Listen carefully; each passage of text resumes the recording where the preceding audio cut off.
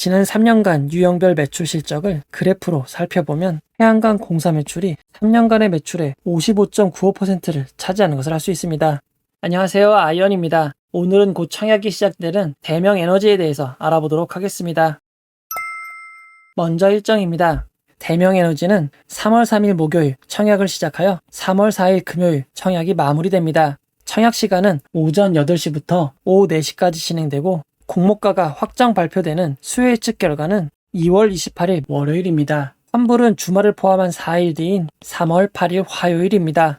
상장은 3월 16일 수요일로 예정되어 있습니다. 현재까지는 단독 상장이지만 아직 동시 청약으로 진행되는 코람코 더원리츠의 상장일이 미정입니다. 코람코 더원리츠의 상장일이 대명에너지와 같을 수도 있는 점 주의하시기 바랍니다. 확정된 상장일은 청약 라이브 때 안내해 드리도록 하겠습니다. 청약 기본 정보입니다. 대명에너지의 공모 희망가액 밴드는 25,000원에서 29,000원입니다. 이번 청약에서 우리사주조합에 배정된 주식은 없고 일반 청약자에게 25%, 기관 투자자에게 75%의 주식이 배정되었습니다. 공모 희망가액 밴드 상단 29,000원 기준 일반 청약자에게 배정된 총액은 326억 원입니다. 이 정도면 아주 작지 않은 중형급 청약입니다. 청약 증권사를 알아보도록 하겠습니다. 일반 청약자에게 배정된 112만 5천주의 70%인 78만 7,500주가 한국투자증권으로 배정이 되었고 나머지 30%가 삼성증권에 배정되었습니다. 한국투자증권은 청약수수료 2,000원이 있고 청약기간 중이더라도 비대면 은행 제휴로 개설하시면 청약이 가능합니다. 가장 청약 한도가 낮은 온라인 전용 등급의 경우 최대 10,000주를 청약할 수 있고 공모 희망가액 밴드 상단 기준 청약 증거금은 1억 4,500만 원입니다. 삼성증권은 청약수수료 2,000원이 있고 청약기간 중 비대면 계좌 개설하시면 청약이 가능합니다. 한도가 낮은 온라인 50%의 경우 최대 8,000주를 청약할 수 있고 희망 공모가액 밴드 상단 기준 청약 증거금은 1억 1,600만 원입니다. 이번 청약의 최소 단위 청약은 두 증권사 모두 10주입니다. 10주의 청약 증거금은 14만 5천 원입니다. 상장일 유통 물량을 알아보도록 하겠습니다. 대명에너지의 희망 공모가 밴드 상단 29,000원 기준 상장 시가총액은 5,153억 원입니다. 상장에 유통 가능한 기존 주주가 없고 공모주주인 일반 청약자와 기관 투자자만이 매각이 가능합니다. 상장일 유통 가능한 비율은 25.32%이고 시가총액을 반영한 상장일 유통 가능 금액은 1,305억 원입니다. 상장일 주체별 유통 물량을 알아보면 상장일 매각 가능한 기존 주주가 없기에 공모 유통 물량 배정 비율이 그대로 상장일 유통 비율이 됩니다. 공모가 기준 상장일 주체별 유통 금액을 살펴보면 일반 청약자가 326억 원, 기관 투자자가 979억 원입니다. 상장일 매각 가능한 기존 주주는 없지만 공모 규모가 큰 편이기에 상장일 매각 가능한 금액은 제법 큰 편인 점 주의하시기 바랍니다. 올해 상장 종목의 의무보유 확약 전 유통 물량과 비교를 해보면 대명에너지의 1,305억 원은 LG에너지솔루션을 제외하고 가장 큰 유통 물량입니다. 기존 상장일 유통 물량이 많은 편이었던 바이오 FDNC와 나래 나노텍과 비교해봐도 대명에너지의 상장일 유통 물량이 제법 큰 것을 알 수 있습니다. 대명에너지에는 주식 매수 선택권, 스톡 옵션이 없습니다. 그리고 우선주도 없고 주식으로 전환될 수 있는 전환사채도 없습니다. 규모가 큰 것을 제외하면 숨겨진 유통 물량은 없는 것입니다. 이번 공모의 구주 매출에 대해서 알아보도록 하겠습니다. 대명에너지는 신주를 발행하는 신주 모집도 있지만 기존 주주가 주식을 매각하는 구주 매출도 있습니다. 그래프로 비율을 살펴보면 구주 매출이 38.44%로 제법 많은 부분을 차지하고 있습니다. 회사가 공모를 진행하는 이유는 공모를 통해 모은 자금을 회사에 투자하기 위해서입니다. 하지만 기존 주주가 주식을 매각하는 구주 매출이 있는 만큼 해당 부분은 제외되고 회사의 입금이 되게 됩니다. 즉 구주 매출이 있는 만큼 회사가 공모를 통해 얻을 수 있는 투자금은 줄어들 수밖에 없습니다. 이번 공모를 통해 주식을 매각하는 주주는 최대 주주와 최대 주주의 특수 관계인입니다. 최대 주주와 최대 주주의 특수 관계인은 이번 구주 매출을 통해 희망 공모가 밴드 상단 기준 약 502억 원의 매출 대금을 얻을 수 있습니다. 이렇게 대규모 구주 매출을 하는 이유 중 하나는 지분을 상속받게 되면서 상속세를 내야 하는 구주 매출로 추정해 볼 수 있지만 최대 주주가 공모를 통해 주식을 매각하는 것은 매우 안 좋은 신호입니다. 대명에너지의 사업 분야를 알아보도록 하겠습니다. 대명에너지는 IR 자료의 사용을 금지하고 있습니다. 따라서 본 영상에서 IR 자료를 사용하지 않는 것을 양해 부탁드립니다. 회사의 매출 유형을 살펴보면 풍력 발전단지, 태양광 발전단지를 공사하는 매출과 발전소에 관련된 용역 매출, 전력과 관계된 판매 수익을 얻는 발전 수익으로 나뉘어 있습니다. 대명에너지의 설치량 기준 시장 점유율을 살펴보면 현재 업계 3위인 것을 알 수 있습니다. 하지만 점유율이 압도적으로 높은 3위가 아닌 8위까지 점유율 차이가 단 2%도 되지 않기에 시장 점유율 3위의 프리미엄은 기대하기 어렵습니다. 매출 현황을 조금 더 자세히 살펴보도록 하겠습니다. 매출에서 발전이나 용역이 차지하는 비중은 거의 없고 대부분의 매출이 공사에서 발생하는 것을 알 수 있습니다. 그리고 공사 매출에서도 ESS나 기타 매출은 거의 없고 풍력과 태양광 매출만 존재합니다. 지난 3년간 유형별 매출 실적을 그래프로 살펴보면 태양광 공사 매출이 3년간의 매출의 55.95%를 차지하는 것을 알 수 있습니다. 특히 2020년에는 전체 매출의 대부분을 태양광 공사 매출이 차지하였습니다. 이렇게 많은 태양광 매출은 놀랍게도 단 하나의 매출처에서 발생하였습니다. 그곳이 바로 영암 태양광 발전입니다. 영암 태양광 발전은 전라남도 영암군에 본점을 두고 태양광 사업을 위해 설립된 회사입니다. 해당 주소를 네이버 지도에서 찾아보면 꽤 많은 풍력발전소가 있는 것을 알 수 있습니다. 해당 지역을 로드뷰로 살펴보면 풍력 발전소도 존재하지만 그 외 쓰지 않는 땅에 태양광 발전을 설치한 것입니다. 이렇게 풍력 발전소에 대규모 태양광을 설치한 사례는 세계 최초라고 합니다. 대명에너지의 회사 설명을 살펴보면 태양광 풍력을 기반으로 한 사업 개발부터 설계, 조달, 시공 및 운영 관리까지 전 단계를 직접 수행하고 있다고 밝히고 있습니다. 밝힌 대로라면 대명에너지는 영암 태양광 발전의 공사를 진행 운영하면서 대규모의 매출을 얻은 것입니다. 밝힌 바에 따르면 대명에너지는 영암 태양광 발전에 2,626억의 계약을 하였고 1,945억 원의 원가가 사용되어 최종적으로 680억 원의 수익을 올릴 수 있었습니다. 수익률이 무려 25.89%입니다. 대명에너지는 영암 태양광 발전으로부터 2,626억 원의 계약을 따냈습니다. 하지만 의문점이 있습니다. 대명에너지의 직원 수가 공사를 진행하기엔 매우 적다는 생각이 듭니다. 기능직 정규직이 8명밖에 되지 않습니다. 8명이 되지 않는 정규직으로 어떻게 2,626억 원의 계약을 할 수 있었을까요? 영암 태양광 관련 자료를 검색하다 다른 사실을 알게 되었습니다. 이전 LS 산전이었던 LS 일렉트릭의 홍보 자료를 보게 된 것입니다. 영암 태양광 발전과 관련하여 대명에너지와 LS 산전이 계약을 체결했다는 내용입니다. 해당 내용을 조금 자세히 살펴보면 LS 산전이 국내외 진행해온 단일 태양광 프로젝트 중 사상 최대 규모인 영암 태양광 발전을 수주하였고 1,848억 원 규모의 계약을 체결했다고 밝힌 것입니다. 계약 방법은 EPC 사업 계약입니다.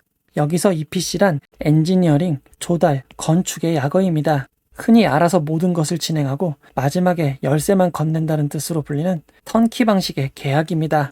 영암 태양광 발전 사업과 관련해서는 LS 일렉트릭이 모든 것을 책임지는 방식입니다. 계약에 따라 태양광 설비를 비롯해 배터리, 변전소, 송전 선로 건설 등 태양광 발전의 설계, 제조, 구매, 납품 및 공사, 일체를 담당하게 된 것입니다.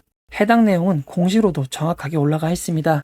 그리고 3분기 공사 진행 사항을 살펴보면 공사 진행률은 99.05%로 나와 있습니다. 영암 태양광 발전을 대명에너지가 수주했을 땐 대명에너지가 설계, 조달, 시공 및 운영관리 전 단계를 직접 수행한다고 생각했을 것입니다. 하지만 대명에너지는 LS 일렉트릭에 모든 것을 맡기는 EPC 계약을 하였습니다. 대명에너지는 영암 태양광 발전을 2,626억 원에 계약을 하고 LS 일렉트릭에 1,848억 원의 도급 계약을 하면서 매우 큰 수익을 올릴 수 있었습니다.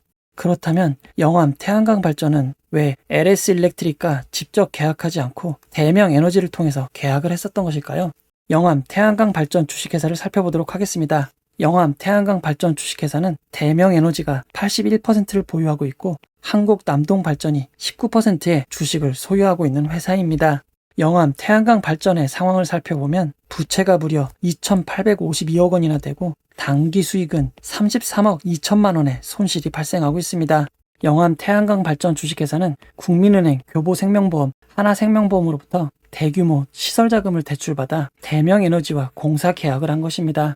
정리해보면 영암 태양광 발전은 대명에너지가 지분을 81% 보유한 회사이고 영암 태양광 발전은 금융회사로부터 대규모 대출을 받아 대명에너지와 발전소 공사 계약을 맺었습니다.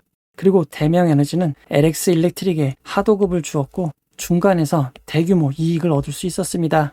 하지만 여기에서 한 가지 의문점이 발생합니다. 영암 태양광 발전은 대명에너지가 81%나 지분을 보유한 회사이기에 보통의 경우 자회사로 판단이 되게 됩니다. 그럴 경우 영암 태양광 발전의 부채와 손실도 대명에너지에게 포함이 되어야 합니다. 하지만 대명에너지의 2021년 9월 말 부채를 살펴보면 부채가 955억 원밖에 되지 않는 것을 알 수 있습니다.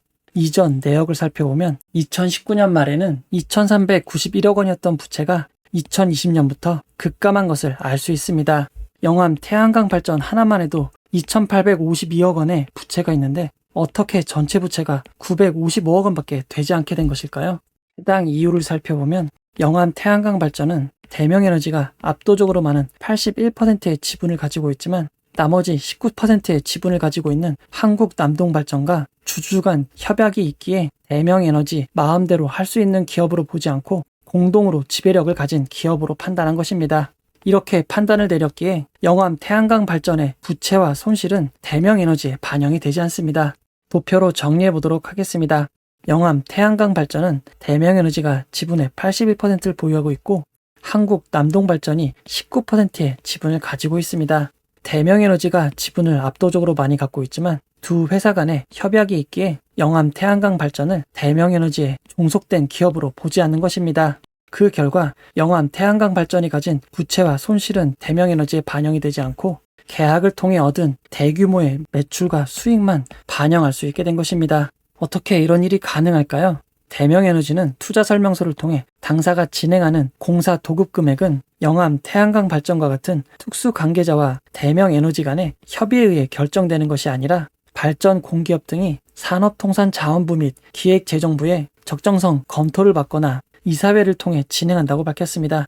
또한 대출을 해주는 금융기관들의 검토가 진행되기에 이해 관계자에 의한 이익 전가 가능성은 매우 낮다고 밝혔습니다. 하지만 영암 태양광 발전은 2019년 계약 당시 100% 대명에너지가 지분을 보유하고 있었고 어찌되었건 중간에서 매우 큰 이익을 얻을 수 있었습니다. 이렇게 논란의 여지가 있을 수 있는 영암 태양광 발전의 공사 매출만 제외한다고 하면 3년간 매출은 절반 이하로 줄어들게 됩니다. 여기에 또 의문점이 드는 부분이 있습니다. 대명에너지의 주요 자재 납품 내역을 살펴보면 풍력 발전기는 지멘스에서 전부 매입하고 있습니다. 그리고 전기자재는 코아 케이블을 통해 전부 납품받는 것을 알 수 있습니다. 코아 케이블은 대명에너지의 이전 사명입니다. 원래 코아 케이블이 있었고 코아 케이블 중 케이블 도소매 분야를 물적 분할하여 해당 회사를 코아 케이블이라고 이름을 붙였고 남아있는 회사를 대명에너지로 사명을 변경한 것입니다. 그리고 코아 케이블은 대명 GEC의 지분을 전량 매각하였습니다. 대명 GEC는 지분의 100%를 최대 주주의 특수관계인이 보유하고 있는 회사입니다. 결국 대명에너지가 거래하고 있는 코아 케이블은 대명에너지 최대 주주의 특수관계인이 100% 보유한 회사의 자회사인 것입니다. 원래 대명 GEC는 에너지 관련 업무를 도맡아서 하던 기업이었습니다. 2018년까지만 하더라도 대명 GEC가 대명에너지보다 훨씬 높은 매출을 유지하고 있었습니다. 하지만 새로운 사업들을 대명에너지가 수주하면서 대명에너지의 매출은 급속하게 늘어만 갔고 대명 GEC의 매출은 소폭 하락하였습니다. 영암 태양광 발전 사업이 진행되었던 곳은 영암 풍력발전 주식회사가 있는 곳입니다. 영암 풍력발전 주식회사는 2012년 3월 풍력발전 사업을 영위할 목적으로 설립되었고 대명 GEC와 한국남동발전이 지분을 보유하고 있는 회사입니다. 2010년 5월까지만 해도 아무것도 없는 곳이었지만 풍력발전 사업이 시작되고 나서 수많은 풍력발전기가 들어선 것을 알 수 있습니다. 현재 상황을 정리해 보도록 하겠습니다. 원래 영암 풍력발전이 있었습니다. 해당 회사는 현재 대명 GNC가 100% 지분을 보유하고 있습니다. 영암 풍력발전의 유유부지를 태양광 발전으로 활용하자는 아이디어가 나왔고 영암 태양광 발전이 만들어지게 되었습니다. 하지만 기존 영암 풍력발전은 대명 GNC가 보유하고 있었고 해당 사업을 대명 GNC가 진행해도 아무런 문제가 없는 상황이었습니다. 하지만 해당 사업은 대명 에너지가 가져가게 되었고 대명 에너지는 이를 통해 막대한 매출과 이익을 얻을 수 있었습니다. 이번에 상장하는 회사는 대명 에너지입니다. 대명 에너지와 대명 GNC, 코아 케이블과는 회사적으로는 아무런 관련이 없습니다. 다만 최대 주주만이 관련이 있을 뿐입니다. 대명 GEC와 대명 에너지의 주주 관계를 생각했을 때 어느 정도 정리된 뒤에 상장하는 것이 어땠을까 생각이 듭니다. 이번 상장은 보는 시각에 따라 상장 목적에 대한 의구심이 들 것 같습니다. 대명에너지의 공모가 산정에 대해서 알아보도록 하겠습니다. 대명에너지의 최종 유사 기업은 모두 해외 상장 기업입니다. 대명에너지는 신세계 재생에너지 발전 전체 개발부터 건설, 운영 및 발전까지 영위하며 해당 매출액 및 이익이 대부분인 회사는 국내에 없다고 밝혔습니다. 그에 따라 해외에 상장되어 있는 업체를 비교군으로 선정하였지만 비교군이 적절하다고 보긴 어려울 것 같습니다. 첫 번째 비교 회사인 올스테드는 덴마크 정부가 보유한 해상풍력발전 선두회사입니다. 덴마크는 풍력 태양광 발전 비중이 61%에 달하는 나라이고 올스테드는 세계 풍력발전 최선두권 회사입니다. 회사의 시가총액이 약 56조 원이나 됩니다. 두 번째 비교 회사인 이베르드롤라는 스페인에 본사를 둔 다국적 풍력발전 기업입니다. 170년 이상의 역사를 가진 기업이고 풍력발전 기술을 선도하는 글로벌 회사입니다. 해당 회사의 시가총액은 무려 약 86조 원입니다. 세 번째 비교 기업은 스페인 마드리드에 본사를 두고 있는 악시오나입니다. 악시오나는 가장 규모가 큰 신재생에너지 사업자 중 하나로 약 10.7기가와트 규모의 생산 능력을 보유하고 있습니다. 참고로 대명에너지의 생산 능력은 0.1기가와트입니다. 악시오나의 시가총액도 매우 큰 11.3조 원입니다. 이렇게 해외 상장된 대형 업체들과 비교를 하여 높은 수익 가치를 산출하였고 그마저도 아쉬웠는지 에비타 방식의 수익 가치도 구하였습니다. 이렇게 구해진 주당 평가가액을 평균한 37,646원이 최종 대명에너지의 평가 가치가 되었습니다. 국내 상장회사 중 비교할 기업이 없다고 했지만 직접적 비교조차 어려운 글로벌 대기업과 비교해서 얻은 공모 희망가액 밴드는 아주 큰 의미를 부여하기 어려울 것 같습니다. 대표이사와 이사회에 대해서 알아보도록 하겠습니다. 현재 대명에너지의 대표이사이자 최대 주주는 서정현 대표입니다. 서정현 대표는 대학을 졸업하자마자 대명 GEC에 근무를 하기 시작했고 같은 기간에 포항공과대학 석사과정을 진행하였습니다. 서정현 대표는 졸업 논문에서 풍력 발전 분야에 일하게 되고 부족한 전문 지식에 대한 갈망을 채우기 위해 여기 포항공과대학교 풍력특성화대학원에 문을 두드렸다고 밝혔습니다. 밝힌 바대로라면 대학원의 입학 일정을 고려했을 때 사실 입사 전부터 대학원의 진행을 시작했을 가능성이 높습니다. 풍력 특성화 과정의 학기별 수강 테이블을 살펴보면 1학년 때는 최소한 9학점은 이수해야 합니다. 근무를 하는 대명 GEC와 포스텍 대학원의 거리를 생각할 때 이 둘을 병행하기란 매우 힘드셨을 것 같습니다. 서정현 대표는 대학을 졸업 후 대학원과 직장 생활을 병행하였습니다. 그리고 입사한 지 1년 4개월 만에 차장으로 회사를 퇴직하게 되었고 대명에너지로 이직을 하게 되었습니다. 대명에너지에서는 입사 2년 만에 전무이사가 되었고 그 다음엔 바로 대표이사가 된 것입니다. 서정현 대표이사의 급여는 5억 원입니다. 상장하는 회사의 최대 주주이자 대표이사가 기본급으로 연 5억 원 이상을 받는 것은 매우 드문 일입니다. 특히 대명에너지는 전 직원의 급여 총액이 약 29억 원입니다. 회사 규모를 볼 때 최대 주주이자 대표이사의 급여가 조금 많은 편인 것 같습니다. 이사회의 구성을 살펴보도록 하겠습니다. 이사회는 회사의 주요 안건을 결정하는 도구입니다. 2021년 중반까지 대명에너지의 이사회는 최대 주주와 특수관계인으로만 구성이 되었습니다. 하지만 상장을 준비하면서 최대 주주의 특수관계인들은 이사회에서 제외되고 노광철 이사가 사내이사로 추가되었습니다. 그리고 사회이사 3인과 기타 비상무이사를 포함한 새로운 이사회가 구성되게 됩니다. 새롭게 등기이사가 된 노광철 CFO는 대부분 재무 쪽이 CFO를 담당하는 것과 달리 서정현 대표이사와 같은 학과인 전기공학과 출신입니다. 입사한 지 1년 6개월 만에 차장이 되고 다시 1년 뒤엔 부장이 되었습니다. 그리고 연달아 상무이사와 등기이사까지 승진을 하게 된 것입니다. 이렇게 새롭게 구성된 이사회의 활동 내역을 살펴보면 모든 안건이 원안대로 전부 찬성으로 진행된 것을 알 수 있습니다. 대명에너지는 상장 전 우리사주조합에 주식을 배정하였습니다. 임원 4명에게는 13,280주를 배정하였고 직원들에게는 이보다 적은 12,661주를 배정하였습니다. 하지만 우리사주조합 배정 규모가 크지 않아 미치는 영향은 매우 미미할 것 같습니다. 희망 공모가액 밴드 상당 기준 약 7.5억 원 규모이기 때문입니다. 대명에너지 결론을 내려보도록 하겠습니다. 친환경 에너지는 아리백 등으로 시작된 ESG 관련 테마의 핵심입니다. ESG란 단순히 기업을 이익만 보고 투자하지 않고 환경, 사회, 지배구조 등을 판단하여 좋은 회사에 투자하는 것을 의미합니다. 대명에너지의 공모주 투자는 기관 투자자 수요 측 결과를 확인하고 최종 결정하면 되겠지만 모든 것이 불분명하고 복잡합니다. 장기 투자로는 추천하기 어려울 것 같습니다. 특히 ESG에서 G는 지배구조입니다. 이사회와 임원보수, 기타 지배구조 등을 엄밀하게 판단하고 있습니다. 대명에너지의 지배구조는 여러 면에서 아쉬운 점이 있습니다. 일주일이 넘는 분석을 통해 대명에너지, 대명GEC, 한국남동발전, 관련 기업들의 재무제표와 흐름, 최대 주주의 졸업 논문, 포스텍 대학원 등의 학업 요랑 등을 참고하여 자료와 영상을 만들었지만 중대한 오류나 잘못된 내용이 있을 수도 있는 점 주의하시기 바랍니다. 앞으로는 ESG 모두에 걸맞는 기업들이 많이 나타났으면 하는 바람입니다.